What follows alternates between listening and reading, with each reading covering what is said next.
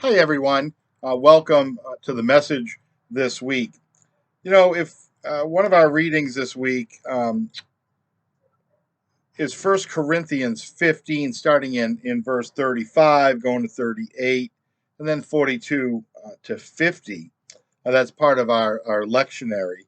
But in it, Paul is writing to the Corinthians, and he reminds them, or he's talking about the first man, right?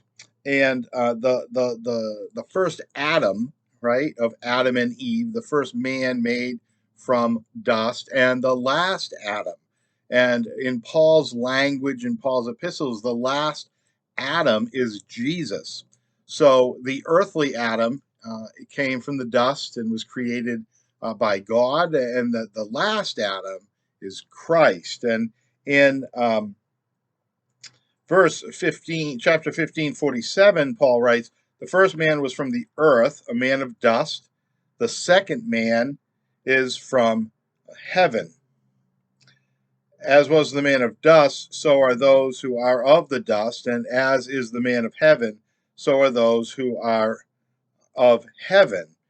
And then he says, just as we have borne the image of the man of dust, just as we are human, um, we will also bear the image of the man of heaven. I think that this text is important as we enter into the gospel message of today.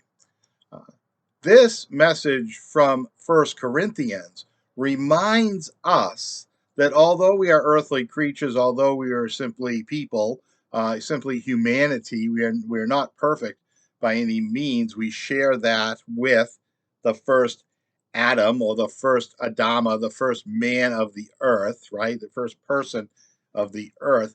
We also, through our Christian walk, um, take on the image of Christ. How is that possible? Well, through grace and through uh, reflection and through surrendering to God's grace that transforms us in the world. Our gospel reading today is from Luke 6:27 to 38, and it is a really tough reading. Jesus says, "But I say to you that listen, love your enemies, do good to those who hate you, bless those who curse you, pray for those who abuse you. If anyone strikes you on the cheek, offer the other. And from anyone who takes away your coat, do not even withhold your shirt. Give to everyone who begs from you, and if anyone takes away your goods, do not ask for them again." Only if we are considering how we have changed through grace, how we have moved away from selfishness, greed, envy, jealousy, all those things that are very human, right? And become more Christ like, or more giving, more loving, more forgiving, more grace filled, more of the divine, uh, that which created us. As we take on that image, then perhaps we can enter into this text, this command of Christ, that we love those uh, who hate us. We love our enemy. Once again, it can be an impossible thing to do that. So, Christ is reminding them that it's this is a hard life of fellowship, and this is a hard life of following after who God is. God created all people, right? Even those that hate you, even those that don't get along with you. We're all made right in God's image. And then in chapter 6:31, we read these words, and these are very common words. In fact, they're within many religious um, ideologies and texts. But 6:31 says, "Do to others as you would have them do to you." And it goes on. Be merciful, just as your Father is merciful. Do not judge, and you will not be judged. Do not condemn, and you will not be condemned. Forgive, and you will be forgiven. Give, and it will be given to you. A good measure, pressed down, shaken together, running over, will be put into your lap. The measure you give will be the measure you get back.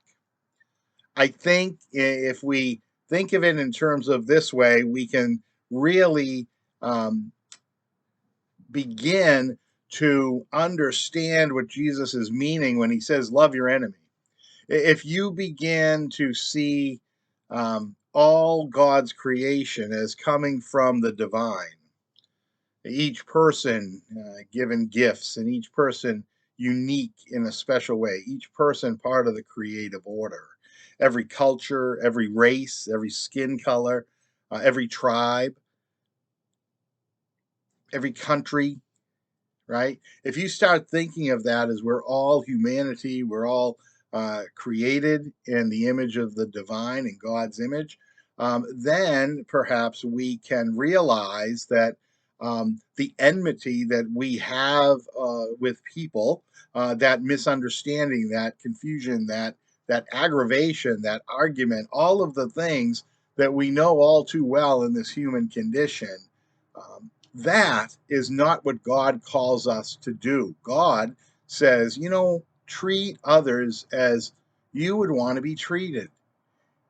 Are you in need of forgiveness today? If you look back on your life, has there been moments where someone could have extended you grace and you would have gladly accepted it? They would have forgiven you.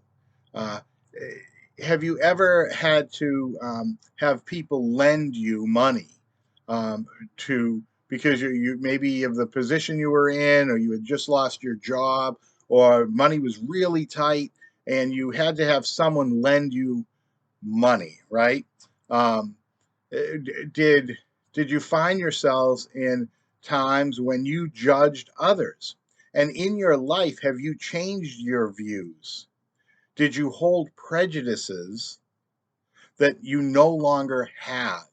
Did you think ideologies and ideas of who others were, and that has changed as you've grown, as you've grown as a person, as you've grown in your experience of the world, as you've grown in compassion and empathy for others, as you've gone through some stuff? Have you changed your mind? Have you learned to be more um, more non-judgmental, or less judgmental, I guess is the better way to say that.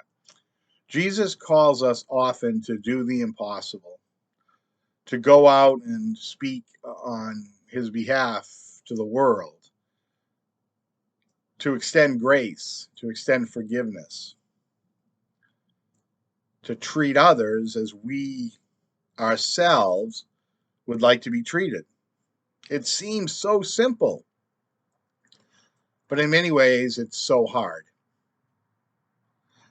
I don't have to tell you about this. We can all look back on our life and identify times in our life when we could have done better, when we could have been better people, when we could have reflected the reality that is the divine of the creator, and not lean into the first Adam, being people of dust, being people of the earth. This is important. It's important work to reflect on, because if we're called in the church to serve others, if we're going to do a mission, if we're going to lend people some money, if we are going to fund a project or give to a particular cause, right? Are we judging where that money is going? Are we judging what the person's going to do with that? Are we saying that the people we're ministering to are somehow less than us? No. Paul would say no. We see them as children of God, and Jesus would certainly say, "Can you understand them? Can you see from their point of view? Can you help them because you, if in the same situation, would want to be helped? Love your neighbor. Love even those, Jesus says, that have no time for you, that do not like you, that do not understand you, that speak falsehoods against you. Have compassion even for them. Pray for them. Pray for them.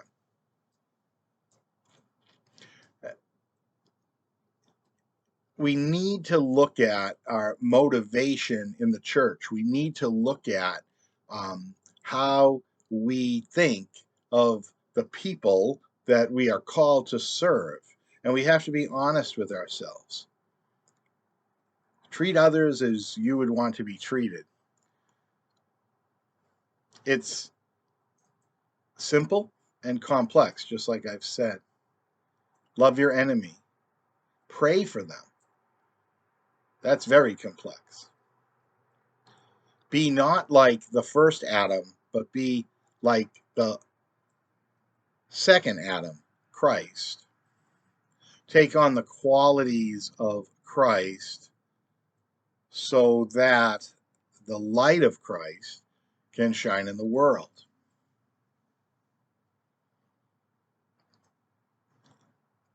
It boils down to that one verse. Simply treat others as you would want to be treated. Have you ever thought that someone considers you an enemy? And have you ever thought that perhaps in some way they also in their life have prayed for you? I don't think we ever look at that text in that perspective, that perhaps someone we've wronged or someone we've had enmity with actually has prayed for us in a positive way. Not that we come to their ideology or but they've prayed for our well-being. They've prayed for our safety. Um, Perhaps we look at it in that way. But this week, as we reflect on what it means to live into the image of the last Adam, the image of Christ, what it means to be active in the world, what it means to care for others as we would want to be cared for, to forgive and to show mercy, to walk humbly with our God in all humility and meekness, but also know that we are created from God's love and grace and beauty, that we are all of sacred worth, that we all have a gift to give if we but learn to be compassionate, and if we learn to care for another person that is outside of our circle with compassion and empathy and understanding.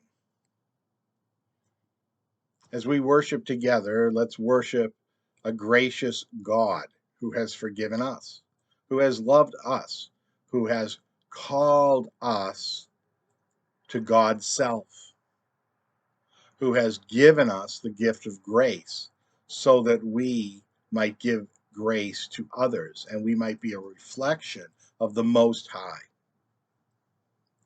So I thank you for listening to this message today. I urge you to be in prayer. I urge you um, to walk with that sentiment of treating others as you would want to be treated. I think that would solve a lot of problems in the world. Um, so thank you for listening to this message. I hope this message finds you well. I hope it finds your family healthy and safe. And I thank you for listening to me today. I also want to thank the leaders who have been helping with our worship service. And I encourage you to sign up to be a worship helper, to greet people as they come into the church, perhaps hand out bulletins, perhaps help with altar design, perhaps volunteer to sing a song or play an instrument. We need worship helpers. And you can sign up. You can contact the administrative assistants at the church. There's clipboards at the back of the church that you can sign up for a particular week.